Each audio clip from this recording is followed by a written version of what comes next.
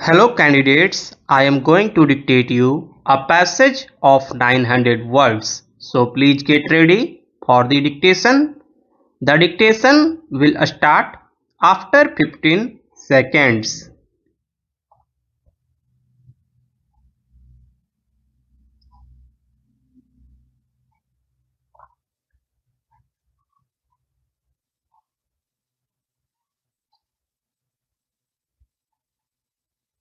Learned special judge, after referring to the various documents produced, found no substance in the allegations raised against Sri P. Chidambaram and found that he had no role in the subversion of the process of issuance of the LOI UAS licenses and allocation of spectrum in the year 2007-8. Learned judge concluded that there was no evidence on record that he was acting in pursuant to the criminal conspiracy while being party to the two decisions regarding non-revision of the spectrum pricing and dilution of equity by the two companies. Consequently, the prayer made for carrying out the investigation against Sri P. Chidambaram and to make him an accused was rejected. Wide order dated 4 February 2012, against which SLP number 1688 of 2012 has been filed. Further, it was also stated that before the Telecom Commission could meet, then Finance Minister made a note on 15th January 2008 to the Prime Minister of India, posting out that the note did not deal with the need, if any, to revise entry fee or the rate of revenue share, and also indicated the said note dealt with spectrum charges for 2G spectrum. Further, it was also stated by Sri Prashant Bhushan that then Finance Minister and Sri A. Raja had met on 30 January 2008 to discuss the issue of licensing and spectrum pricing. A young woodcutter named Taro lived with his mother and father on a lonely hillside. All day long he chopped wood in the forest. Though he worked very hard, he earned very little money. This made him sad, for he was a thoughtful son and wanted to give his old parents everything they needed. One evening, when Taro and his parents were sitting in a corner of their hut, a strong wind began to blow. It whistled through the cracks of the hut, and everyone felt very cold. Suddenly, Taro's father said, "I wish I had a cup of shake. It would warm me and do my old hut good."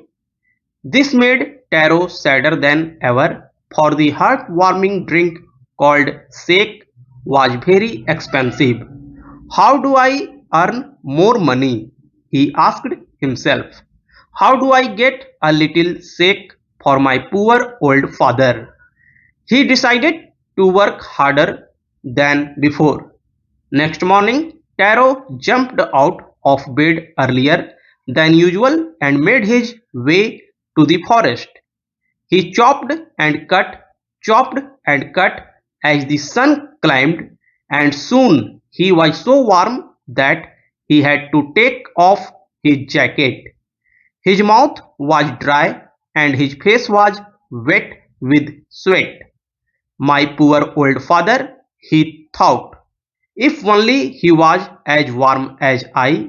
And with that he began to chop even faster, thinking of the extra money he must earn to buy the shake to warm the old man's bones. Madam Deputy Chairman, I wholeheartedly support the two resolutions that have been moved by the Home Minister. We understand today the gravity of the situation. Expansionist China has committed unprecedented aggression against a friendly country like India, which has always, for the last 12 or 13 years, fought successfully in certain respects for the interests of China and for the setting of China in the United Nations. It is unfortunate that the good intentions of India have not been properly reciprocated or appreciated by the communist China, and today it has committed unparalleled aggression on India's frontiers. The very democratic way of life that the people of India have been wedded to is being questioned and is being threatened. This aggression has roused rightly the righteous indignation of the people of the country, and they have risen like one man to the support of the government to repel the aggressor, to throw out the aggressor from the sacred soil of India.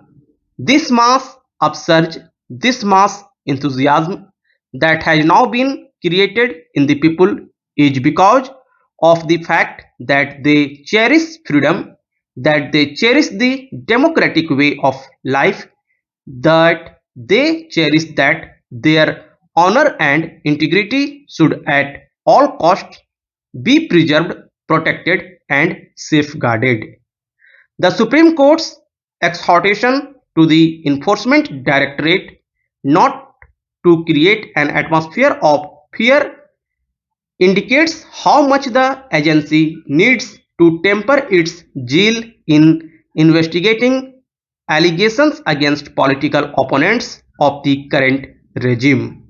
Responding to complaints that the ED is harassing employees of the Excise Department in Chhattisgarh in the name of investigating the money laundering aspects of an alleged liquor scandal, a bench has made the pertinent point that even a bona fide cause would seem suspect if a law enforcement agency conducted itself in a way that created fear.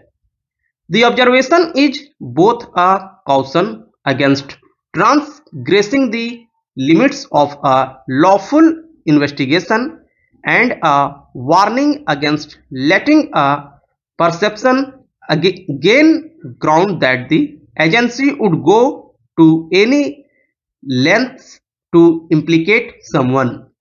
Given that several leaders and ministers from states ruled by parties other than the BJP have been summoned by the ED or arrested and imprisoned, not many will be surprised at the charges leveled on behalf of the Chhattisgarh government that the agency is running amok and that its officers were threatening state officers in an alleged bid to implicate the state's chief minister Bhupesh Baghel.